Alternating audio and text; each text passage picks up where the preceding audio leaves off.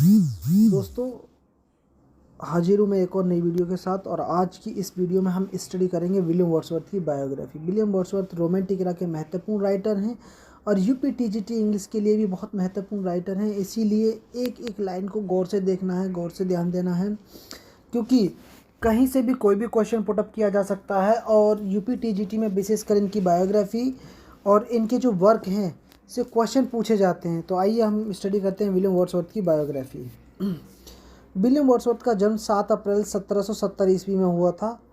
William Wordsworth का जन्म 7 अप्रैल 1770 ईस्वी में हुआ था। इनके पिताजी का नाम जॉन वर्ड्सवर्थ था। इनके पिताजी का नाम जॉन वर्ड्सवर्थ था। इनकी माता का नाम एन था और इनकी माता की मृत्यु 1778 ईस्वी में हो गई थी।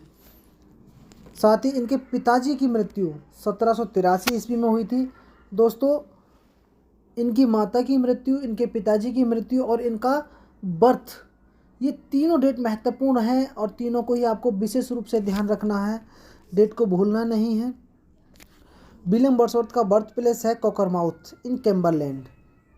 ये लेक डिस्ट्रिक्ट में था, कोकरमाउथ कैम्बरलैंड लेक डिस्ट्रिक्ट।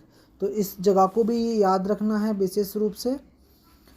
और इनको हम मुख्य रूप से नेचर पोइट के रूप में जानते हैं। विलियम वर्ड्सवर्थ को नेचर पोइट के रूप में जाना जाता है, तो ये बात भी आपको ध्यान रखनी है।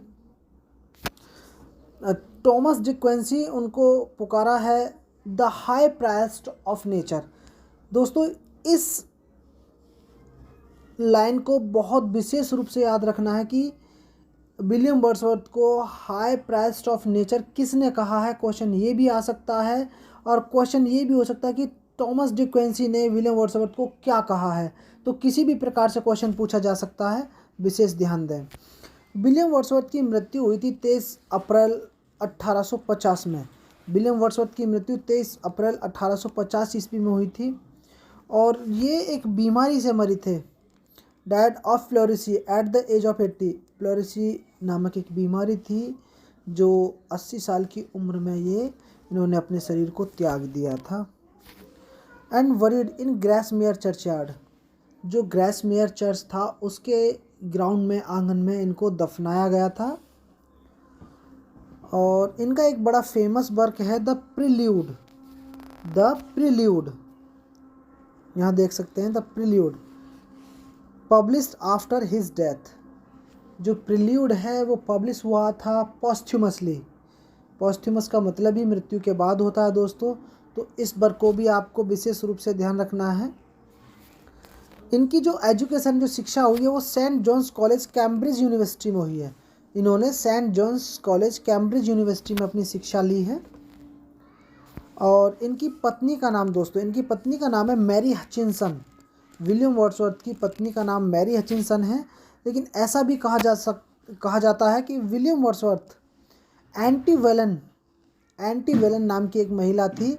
और जब ये फ्रांस की विजिट में थे, जब ये फ्रांस विजिट करने गए हुए थे 1787 ईस्वी में, 1787 ईस्वी में दोस्तों, 1787 ईस्वी में जब ये फ्रांस की विजिट पर गए हुए थे, तब ये एंटी वेलन नामक महिला के साथ प्रेम में पड़ गए थे।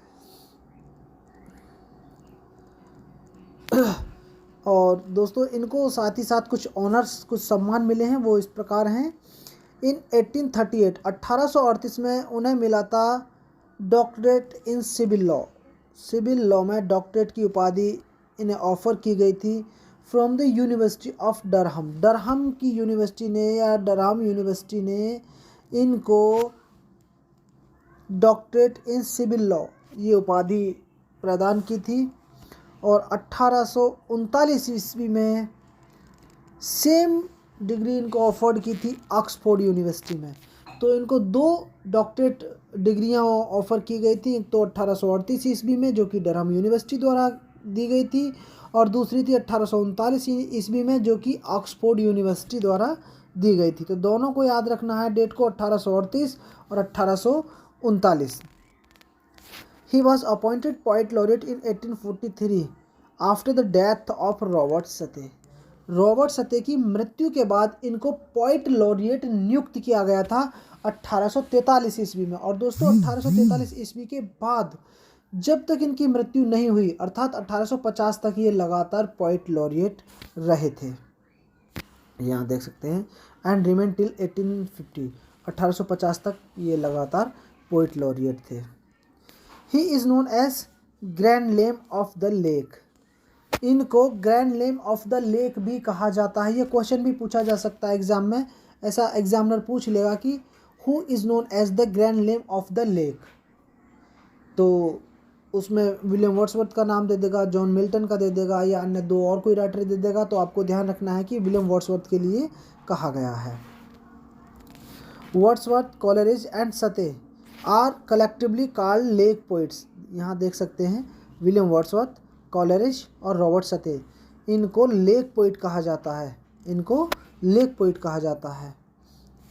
वर्ड्सवर्थ हैज़ कंप्लीट 928 पोएम्स, यानी कि 928 कविताएँ, 523 पब्लिश सोनेट, और इन्होंने 928 पोएम और 523 सोनेट, इनके ये वर्क हैं, पब्लिश हुए थे।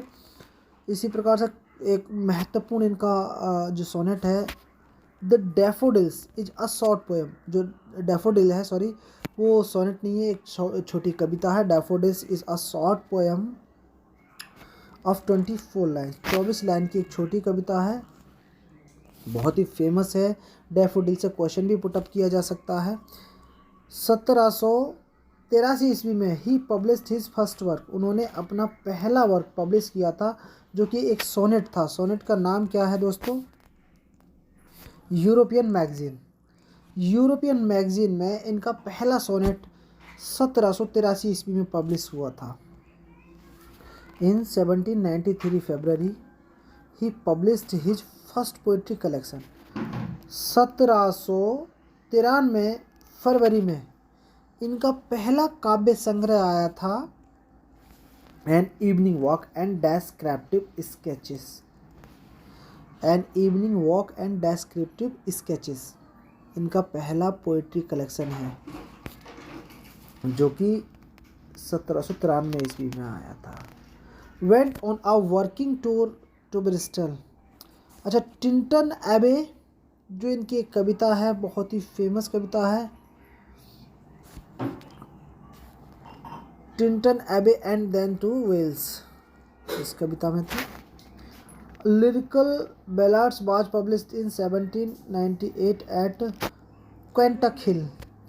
जो इनका लिरिकल बैलाड है वो कब पब्लिश हुआ था, इसको पूछ लेगा। तो दोस्तों इसकी पब्लिश की डेट है 1798 में पहली बार पब्लिश हुआ था, और 1800 में प्रीफेस टू लिरिकल बैलाड्स। अगर एग्जामिनर पूछ ले कि प्रीफेस टू लिरिकल बैलाड कब पब्लिश हुआ था, कब जोड़ा गया था लिरिकल बैलाड्स में, तो वो 1800 ईस्वी में जोड़ा गया था। और लिरिकल बैलाड्स कब पब्लिश हुआ था, तो 1798 ईस्वी में पब्लिश हुआ था।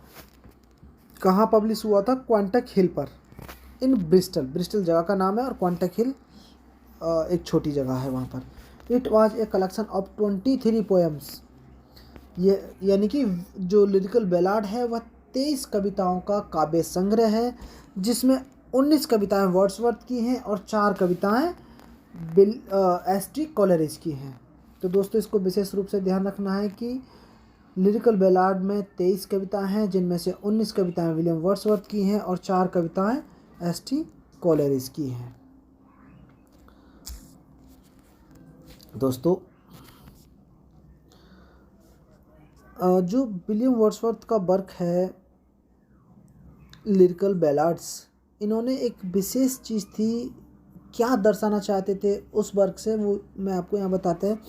Wordsworth purpose in lyrical ballads, Wordsworth का लिरिकल बैलाड्स में जो उद्देश्य है, to make the familiar unfamiliar. जो फेमिलियर चीज़ें हैं उनको अनफेमिलियर बनाना इनका उद्देश्य था। बट कॉलरिज एम, और कॉलरिज का जो एम था, टू मेक अनफेमिलियर फैमिलियर। दोस्तों इस चीज़ को विशेष रूप से ध्यान रखना, दोनों एक दूसरे के अपोज थे।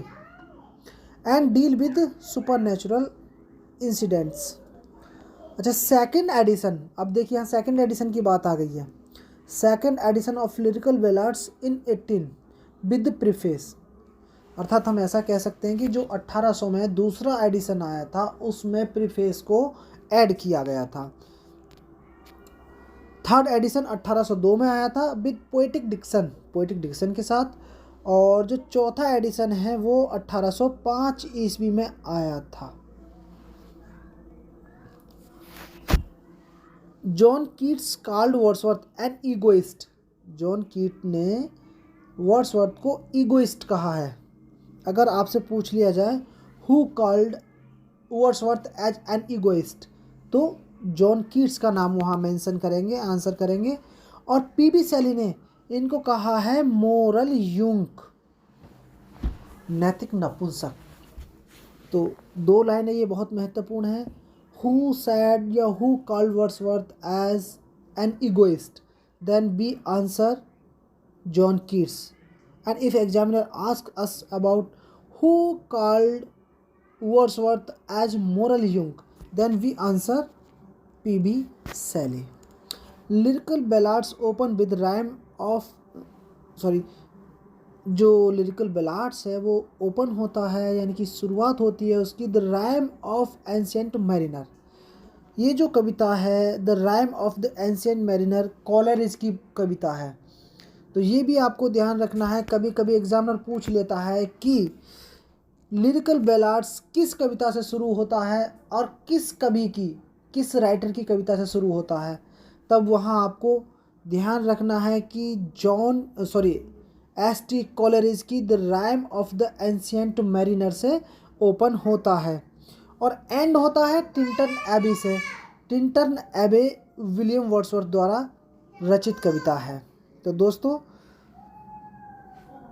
लिरिकल बैलाड्स का शुरू किस कविता से होता है, ओपनिंग किस कविता